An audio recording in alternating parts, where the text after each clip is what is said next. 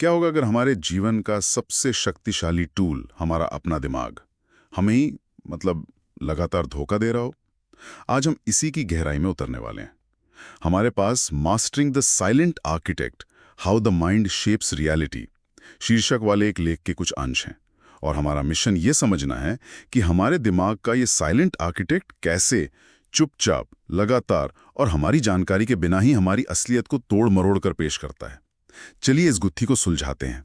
और यहाँ ये समझना जरूरी है कि दिमाग कोई विलेन नहीं है। ऐसा नहीं है कि वो जानबूझकर झूठ बोल रहा हो। इसके ज्यादातर तरीके वो तो हजारों सालों से हमें बचाने की कोशिश का नतीजा है। दुनिया को समझना, एनर्जी बचाना, बस यही सब। ये एक सर्वाइवल मैकेनिज्म है, खुशी का मैकेनिज्म नहीं। लेकिन आज की मॉडर्न दुनिया में यही बचाव के तरीके हमारे लिए सबसे बड़ी बाधा बन जाते हैं। ठीक है, तो चलिए इस आर्किटेक्ट के ब्लूप्रिंट और समझना शुरू करते हैं। सबसे पहले बात करते हैं उस चीज की जिससे हम सब परेशान हैं, चिंता।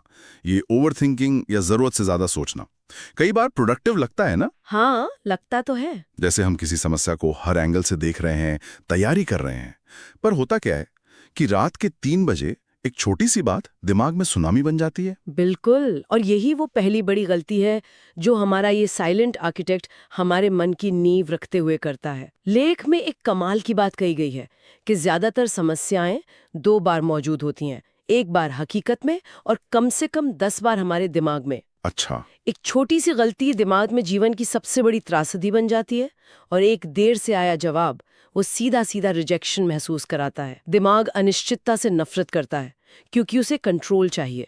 जब उसके पास सारे जवाब नहीं होते तो वो उस खाली जगह को सबसे बुरे काल्पनिक डर से भर देता है। और इसी से जुड़ी है दिमाग की एक और आदत, मतलब छोटी सी बात का पहाड़ बना देना। जैसे जरा सा सिरदर्द हुआ और मन में आया कहीं ब्रेन ट्यूमर तो नहीं। हाँ, या बॉस का एक मैसेज लेट आया तो लगा पक्का नौकरी गई। हाँ, सोर्स में से एक नाम दिया गया है, कैटास्ट्रोफाइजिंग, यानी हर स्थिति के सबसे बुरे परिणाम की कल्पना करना। 1 मिनट, ये बात कुछ समझ नहीं आई। हमारा दिमाग सबसे बुरे के बारे में सोचकर कंट्रोल कैसे महसूस कर सकता है? ये तो उल्टा और ज्यादा बेचैनी पैदा करता है। इसमें क्या लॉजिक है? सवाल बहुत अच्छा है। लॉजिक ये है कि दिमाग को लगता है कि अगर हम सबसे बुरे के लिए तैयारी कर लेंगे तो हम हैरान नहीं होंगे। ओके। ये कंट्रोल में होने का एक झूठा एहसास है।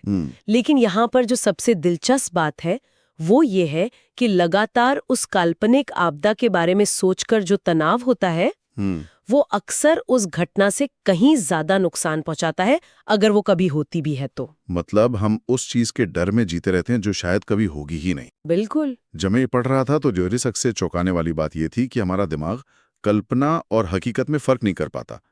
मतलब सिर्फ किसी बुरी बात के सोचने भर से, जैसे क्या होगा अगर मैं फेल हो गया, शरीर वैसी ही प्रतिक्रिया देता है जैसे वो सच में हो रहा हो। हाँ, हमारी हार्ट रेट बढ़ जाती है, स्ट्रेस हार्मोन्स रिलीज होने लगते हैं।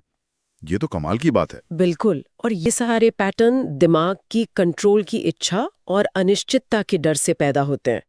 दिमाग अनिश्चितता को एक खतरे के रूप में देखता है, और हमें उस काल्पनिक दर्द से बचाने की कोशिश में वो हमें असल में विकास करने से ही रोक देता है। ये जानना ही कितना अजीब है कि हमारा दिमाग हमें बचाने के नाम पर डर का एक पूरा इकोसिस्टम बना देता है। लेकिन ये डर सिर्फ हमारी सोच तक ही सीमित नहीं रहते हैं ना।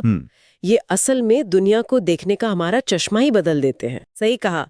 अब जब नींव कमजोर हो तो आर्किटेक्ट दीवारें भी टेढ़ी मेढ़ी बनाता है। यहीं पर आता है नेगेटिविटी बायस।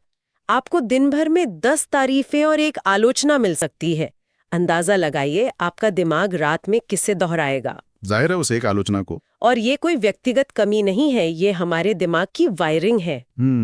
ये हजारों साल पुराने सर्वाइवल सिस्टम की वजह से है जो खतरों पर ध्यान केंद्रित करता था। और मजेदार बात यह है कि आज के डिजिटल जमाने में ये सिस्टम पूरी तरह से बिगड़ गया है। कैसे? हमारे पूर्वजों के लिए खतरा एक शेर था, हमारे लिए खतरा सोशल मीडिया पर आया एक नेगेटिव कमेंट है। हमारा दिमाग उस एक कमेंट को 100 तारीफों से ज्यादा वजन देता है क्योंकि उसे आज भी लगता है कि वो शेर है।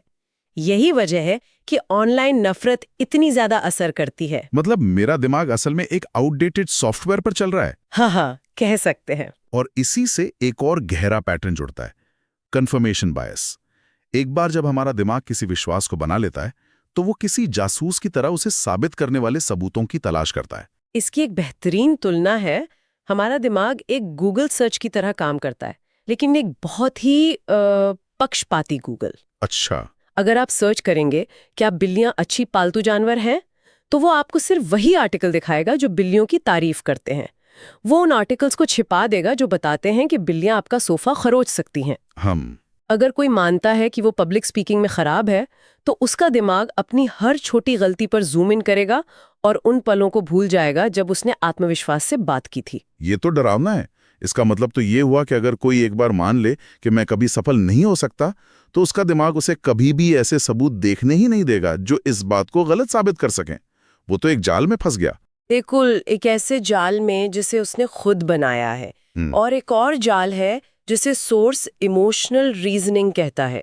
ये सोचना कि मैं ऐसा महसूस कर रही हूं तो ये सच ही होगा। जैसे मुझे चिंता महसूस हो रही है, जरूर कुछ गलत होने वाला है। मुझे असुरक्षित महसूस हो रहा है, इसका मतलब मैं किसी काबिल नहीं हूं। तो अगर भावनाएं तथ्य नहीं है तो क्या है? सोर्स में इसकी एक बेहतरीन तुलना की गई है। भावनाएं मन का मौसम है, मन की जलवायु नहीं। मौसम, जलवायु। हाँ, आज धूप है, कल बादल होंगे। हम बादलों को देखकर ये फैसला नहीं कर सकते कि सूरज हमेशा के लिए बुझ गया है, लेकिन इमोशनल रीजनिंग यही करता है। ये आज के मौसम को हमेशा की सच्चाई मान लेता है, जबकि भावनाएं नींद, तनाव, हार्मोन्स और अनगिनत चीजों से प्रभावित होती हैं। वे सिर्फ सिग्नल हैं, अटल सत्य नहीं। तो नींव गलत है, खिड़कियां टेढ़ी हैं। अब देखते हैं ये आर्किटेक्ट घर कैसा बनाता है। मतलब ये सब हमारे सामाजिक जीवन और हमारी पहचान को कैसे प्रभावित करता है। और जब नींव कमजोर हो और खिड़कियां विकृत हों, तो आर्किटेक्ट एक बहुत ही खास तरह का घर बनाता है, एक आरामदायक जेल, कंफर्ट जोन। हाँ, जिसे हम कंफर्ट जोन कहते हैं। दिमाग को परिचित चीजें पसंद हैं क्योंकि वे सुरक्षित महसूस होती हैं, भले ही वे हमें आगे बढ़ने से रोक रही हों। हाँ, जैसे एक नापसंद नौकरी में बने रहना कुछ नया शुरू करने के जोखिम से ज्यादा सुरक्षित लगता है। बिल्कुल। या मुश्किल बातचीत से बचना टकराव के डर से ज्यादा आसान लगता है। कोशिश ही ना करना फेल होने से बेहतर लगता है।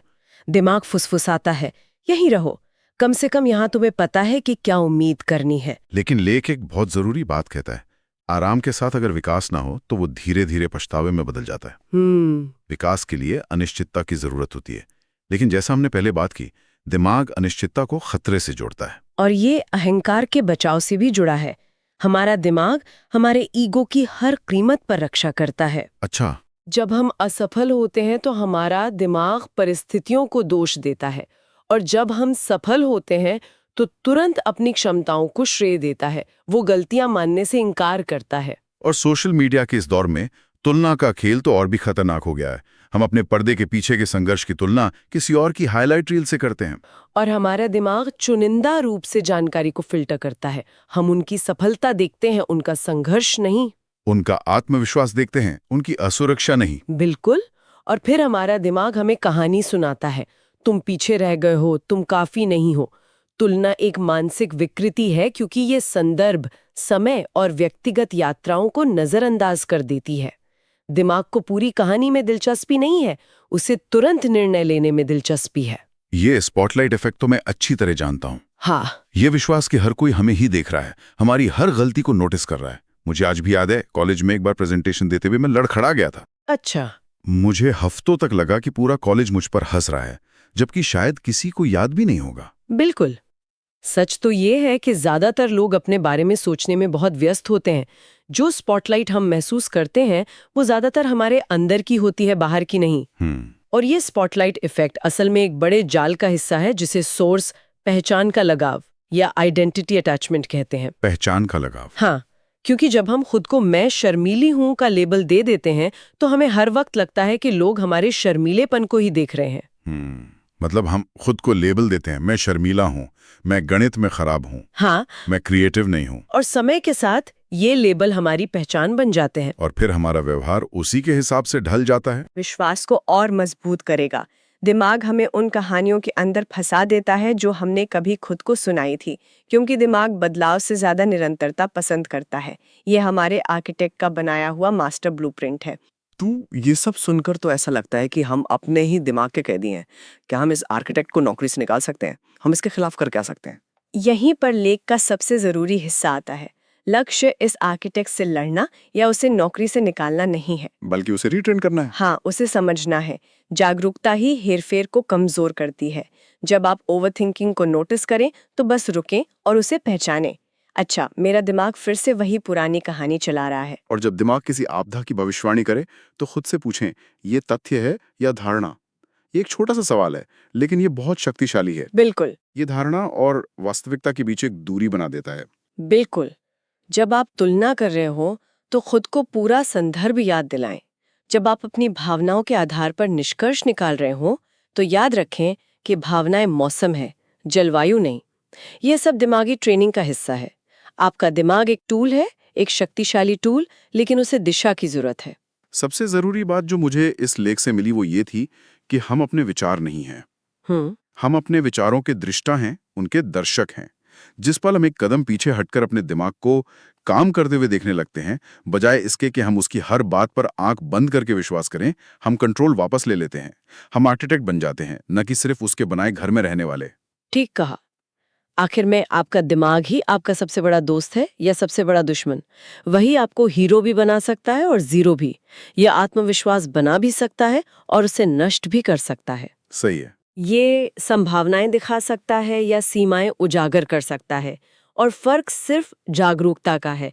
इस लेख की एक लाइन बहुत दमदार है, यदि आप अपने दिमाग को प्रशिक्षित नहीं करते हैं तो वो आपको प्रशिक्षित करेगा। तो जीवन में महारत हासिल करना कहीं और से नहीं, बल्कि हमारे सिर के अंदर की उस शांत आवाज, उस साइलेंट आर्किटेक्ट पर महारत हासिल करने से शुरू होता है।